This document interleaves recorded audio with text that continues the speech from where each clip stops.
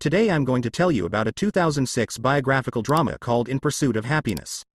In 1985, San Francisco salesman Chris Gardner invests all his savings into portable scanners that allow him to take better pictures than a conventional X-ray machine. But some of the undeniable advantages over traditional equipment are overshadowed by the high cost. Only the most successful medical professionals can afford to buy an innovative device.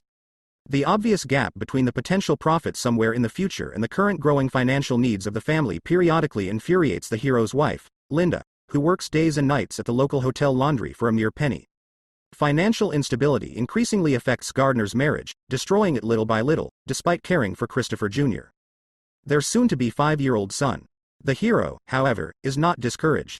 He believes he deserves happiness for himself and his loved ones. One day, when Chris notices a shiny, expensive car on the street, he decides to ask its owner what kind of job he needs to have in order to afford such a car.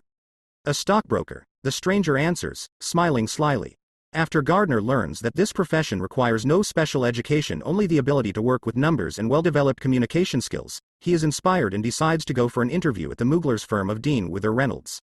The hero leaves the scanner on the street in the care of an unreliable hippie artist, then goes to the Human Resources Department of the local branch to find out more details about the dream profession.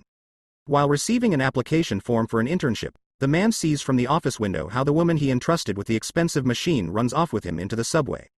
Although Chris jumps out of his seat at the same second, without even saying goodbye to his companions, he rushes after the thief and in pursuit. Unfortunately, he does not have time to catch her. Later, a frustrated Gardner examines the document he receives from the office, finding 3 blank spaces in the education section.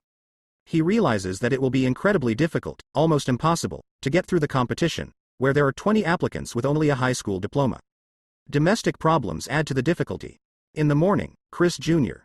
declares that he and the other children watch soap operas and movies in kindergarten almost all day. The elder Gardner, who met his father as a 28-year-old adult for his son, only wants the best. He talks to the manager about the problems he has identified, but she only rebukes the man, saying he doesn't even pay on time. Therefore, he should not be outraged. Chris then personally takes the application to the firm's head office, where he meets the lead manager and partner, Wither Reynolds, hoping to impress him, but he does not succeed. On the street, however, he sees the same hippie sneak again and manages to get the device back for himself. The sight of Chris entering the apartment with 2 scanners finally pisses Linda off. Right on her son's birthday, after presenting the baby with a basketball, she says she no longer believes in her husband and is tired of living hungry. After a month of silence, Gardner finds and impresses him on his own by assembling a Rubik's Cube during a cab ride together. After Jay leaves, Chris doesn't have enough money to pay his fare, and he decides to flee, causing the driver to angrily chase him to the subway station. Chris boards the train, but in the process loses one of his precious scanners and thereby increases his debts. In the evening, Linda's patience completely runs out. She packs up her things, takes her son and leaves her husband, forcing the hero to think that perhaps the pursuit of the happiness the U.S. Declaration of Independence is written about just isn't for him. An hour later, however, an incident with Jay comes to light. Twist invites him to an interview in a couple of days. Chris searches for his wife and son, going around all the familiar places. But he doesn't get to see the family until the next morning outside Christopher Jr.'s kindergarten. Annoyed, Linda puts her husband in charge of the dire financial situation in which they all find themselves and leaves, warning in the end that her son will stay with her. After hours of long deliberation, the hero goes in defiance of his wife and takes Christopher home unannounced.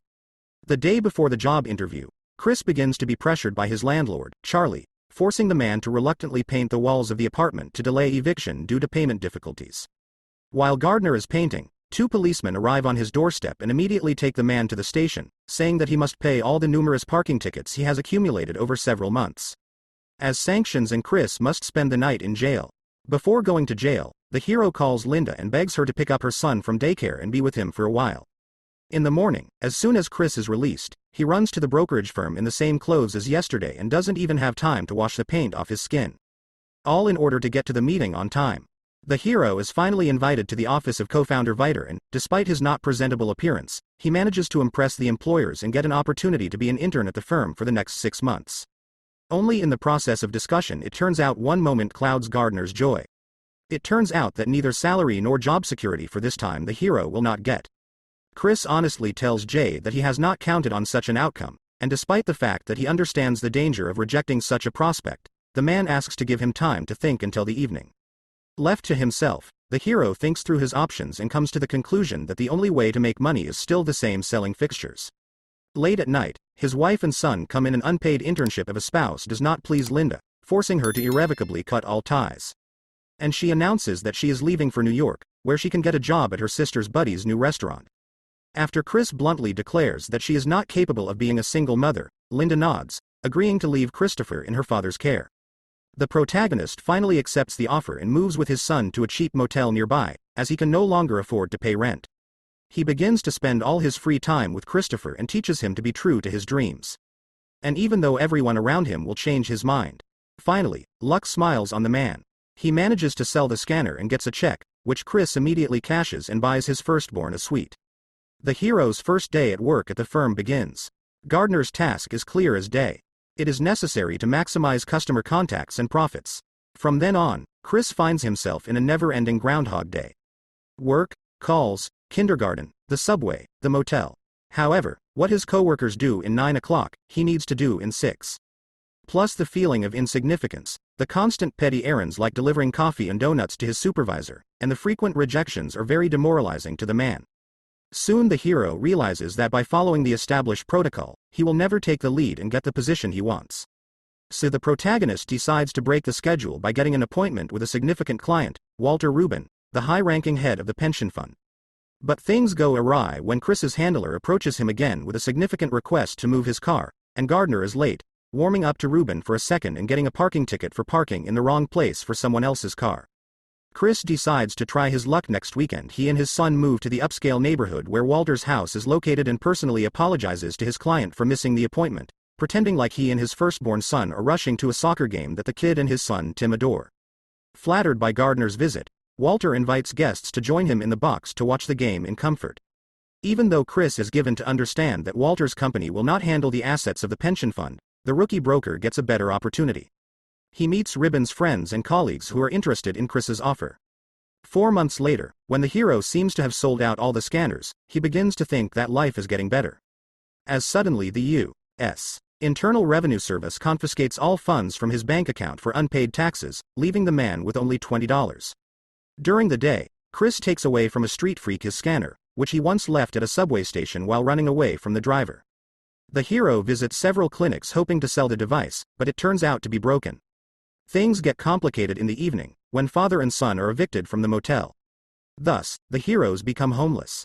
The Gardners go to Chris' debtor friend Wayne's house, but after he doesn't even bother to open the door, they move to the subway. Tired from a long day makes itself felt, so they decide to spend the night right in the station bathroom. The father invents a game to keep his son from being frightened. While Christopher sleeps peacefully in his parents' lap and someone breaks into the bathroom from outside, Gardner himself cries quietly, realizing the horror of the situation. With the dawn, the problems do not disappear, they only get bigger. The exhausted heroes head straight to the office with their suitcases, where they run into Jay. He does not seem to notice the tired state of the man and takes an interest in his things. Despite the difficulties, Chris categorically forbids himself to tell the others what a plight he is in. Instead, he invents a legend about clients in Sacramento. After work, the Gardners go to a social center, but they are only willing to accept little Christopher.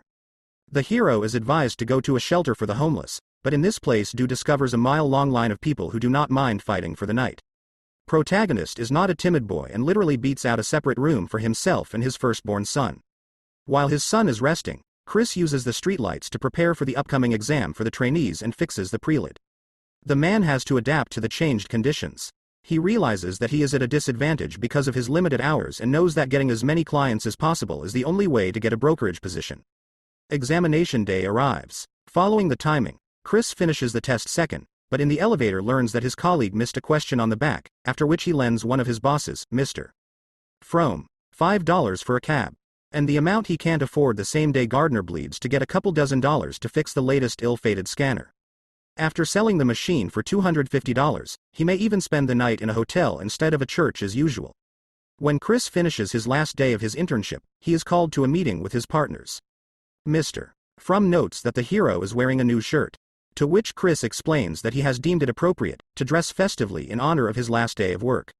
The old man smiles enigmatically and says that Gardner should wear a different shirt tomorrow, letting the man know that he's gotten the coveted full-time position and reimbursing him $5 for the previous cab ride. Holding back tears, Chris shakes hands with his partners and sincerely thanks them, then hurries to the daycare to give Christopher a big hug. Now he is truly happy. At the end, father and son walk through the streets of the city, joking and enjoying time with each other.